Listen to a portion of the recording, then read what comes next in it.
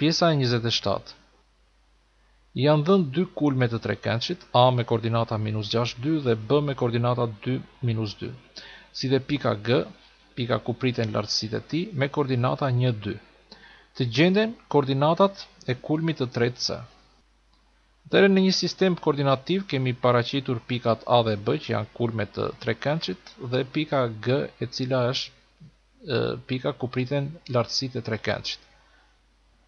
Bashkimi i pikës A me pikën B na krijon brinjën AB të trekençit.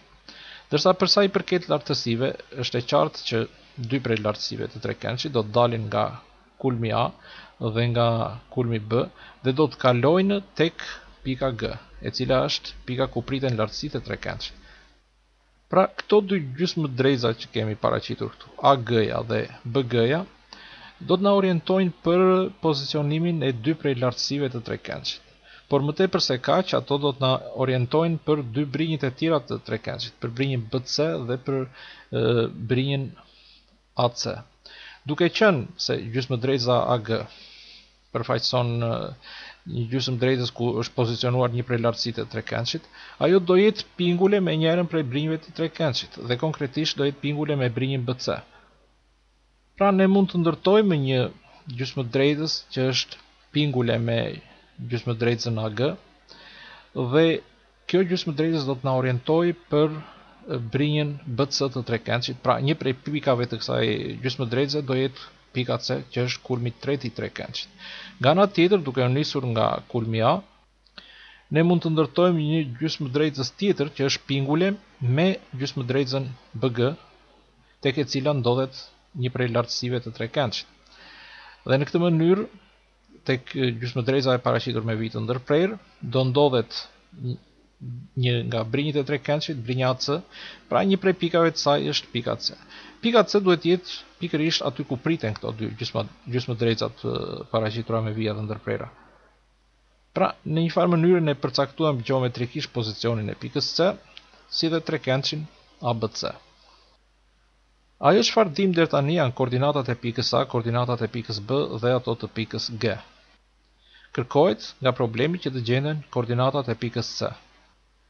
Sikur të njihnim ekuacionin e AC-s dhe ekuacionin e BC-s, fare lehtë ne mund të përcaktonim koordinatat e pikës C si pikë prerje e brinjës AC me brinjën BC.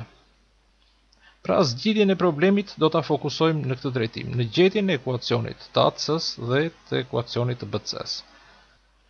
Për këtë do të shqyrtojmë gjysmëdrejtësat AG dhe BG, të cilat me të dhënat e tyre do të na ndihmojnë për gjetjen e ekuacioneve të brinjës AC dhe brinjës BC. Nëse shikojmë gjysmëdrejtësën AG, ajo kalon nga pika A dhe nga pika B, që duke parë koordinatat e tyre, koordinatat e pikës A dhe koordinatat e pikës G, përcaktojmë që y ishte i njëjtë, pra ka vlerën 2. Si rezultat, pika A ka një largësi prej boshit të x-eve të njëjtën me atë të pikës G. Pra, AG-ja është paralele me boshin e x-eve, që do të thotë që ekuacioni AG-s është y i barabartë me 2.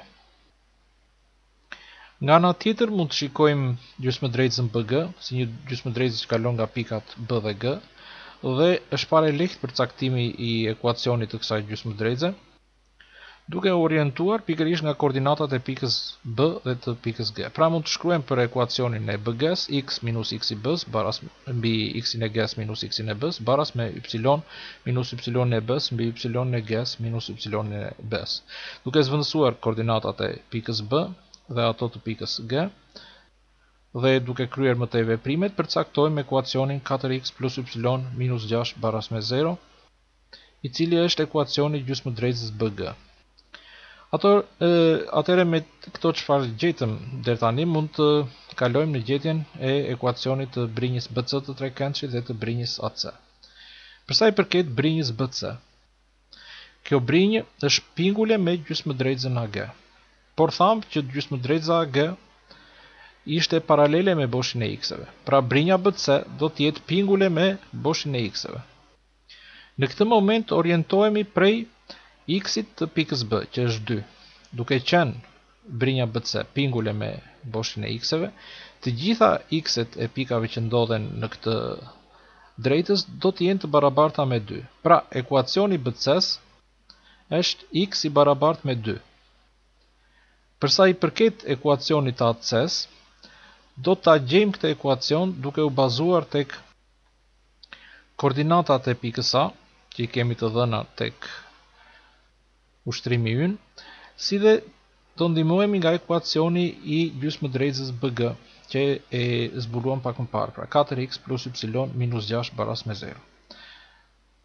Për të qenë më konkret, AC-ja përfaqëson një drejtës të ndërtuar, pingule me një drejtës të cilës ja njohim ekuacionin dhe që kalon nga një pikë të cilës ja njohim koordinatat. Pra, për këto kushte, ne do të mund të shkruanim ekuacioni AC-s, pra i brinjës tjetër të trekëndshit, është x minus 6 mbi 4 baras me y minus 2 mbi 1, ku minus 6 dhe 2 janë koordinatat e pikës A, ndërsa emërusët 4 dhe 1 përcaktohen nga koeficientët që rin para x-it dhe y-it tek ekuacioni i gjysmëdrejtësës BG. Pra, duke zhvilluar më tej këtë barazim, përcaktojmë ekuacionin x minus 4y plus 14 baras me 0, i cili është ekuacioni i brinjës AC. Atëherë, zbulimi i ekuacionit të brinjës BC dhe ekuacionit të brinjës AC do të na çojë në gjetjen e koordinatave të pikës C, pra në zgjidhjen e ushtrimit. Lëm pak hapësirë për të kryer veprimet. Pra, krijojmë sistemin e ekuacioneve x baras me 2 ekuacioni i parë, është ekuacioni BC-s, dhe x minus 4y plus 14 baras me 0, ekuacioni i dytë, që është ekuacioni AC-s. Zgjidhjen e këtij sistemi do ta bëjmë thjesht duke zvendësuar x-in, vlerën e x-it të ekuacionit të parë tek x i ekuacionit të dytë, dhe nga ky zvendësim, si dhe nga kryerja e veprimeve, përcaktojmë y-in 4. Pra, x-i është koordinata e parë e pikës C, do të themi që x i C-s është i barabartë me 2 dhe y i C-s është i barabartë me 4.